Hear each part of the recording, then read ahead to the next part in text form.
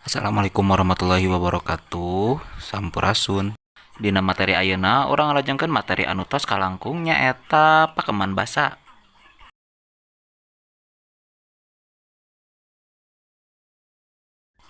Nu kadua babasan. Bedana jeung paribasa, babasan mah winangun prasa atawa kecap kantetan anu susunanana geus matok sarta ngandung harti injeuman. Ciri-cirina nu kahiji, babasan mangrupa babandingan ngeunaan kaayaan, pasipatan, paripolah, sarta nasib jelema jeung sabuduranana. Anu kadua, babasaan mangrupa prasa atawa kecap kantetan anu ngandung harti injeuman lain harti sabenerna. Anu katilu, babasaan henteu bisa dirobah, dikurangan, dileuwihan atawa dilemeskeun. Papasingan babasan di antarana wae nyaeta A. Anu dipake babandingan sasatoan. Contona, nu kahiji beuteung anjingeun, hartina beuteung jalma anu leutik dipapandekeun kana beuteung anjing. Nu kadua hulu peutieun, hartina leutik sirah henteu sabanding jeung awakna dipapandekeun kana peuti nyaeta kutu munding anu huluna leutik. Anu katilu kokolot begog, hartina budak anu sok pipilueun kana urusan kolot atawa omonganana kawas kolot dipapandekeun kana anak monyet begog atawa anak monyet anu keur meujeuhna bangor.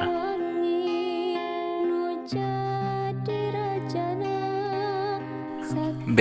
Anu dipake babandingkan tatangkalan jeung bumbuahan. Contona, hiji kawas bebeulahan terong, hartina sarupa pisan jeung anu kembar. Nu kadua pucuk awian, hartina teu pancek pamadeganana dipapandekeun kana pucuk awi anu luak leok katebak angin.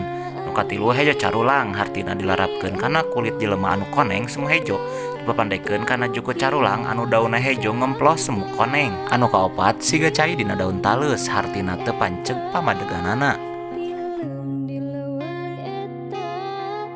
E. Dipake babandingan barang. Contona, nu kahiji gurat batu, hartina kukuh teu babaring ngarobah omongan anu geus diucapkeun dipapandekeun kana urat-urat dina batu sabalikna tina gurat cai. Nu kadua sari gunung, hartina dilarapkeun ka awewe anu katingali geulis ti kajauhan tapi ari teu kadeuketan mah teu sabaraha geulisna dipapandekeun kana gunung anu katenjo endah ti kajauhan padahal rembet ku kakayon. Anu katilu kawas perah bedog rautaneun, hartina dilarapkeun ka jalma anu goreng patut pisan dipapandekeun kana perah bedog anu can jadi.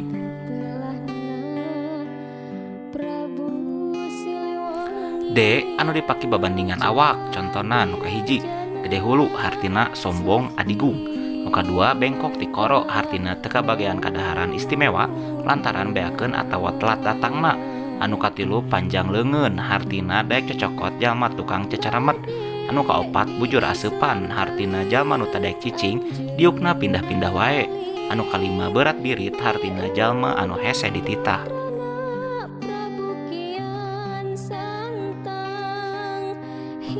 E. Anu dipake babandingan jelema atawa tokoh kasohor. Anu kahiji kawas ramah jeung Sinta, artina pasangan anu kasep jeung geulis dipapandekeun kana tokoh wayang Ramayana. Anu kadua kawas dongeng si Bosetek, hartina gonta-ganti aturan tapi taya parobahanana dipapandekeun kana dongeng anu tokohna si Bosetek jalma nu loba aturan tapi taya kamajuan.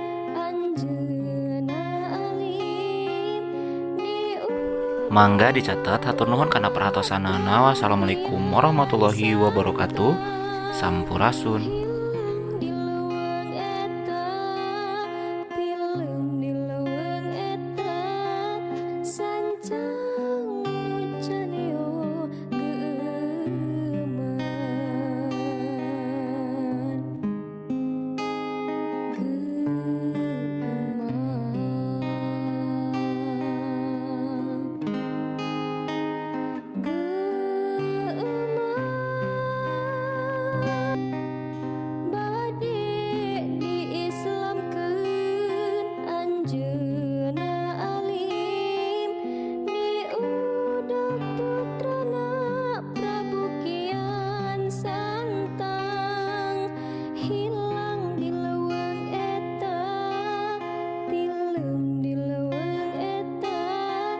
Sanjang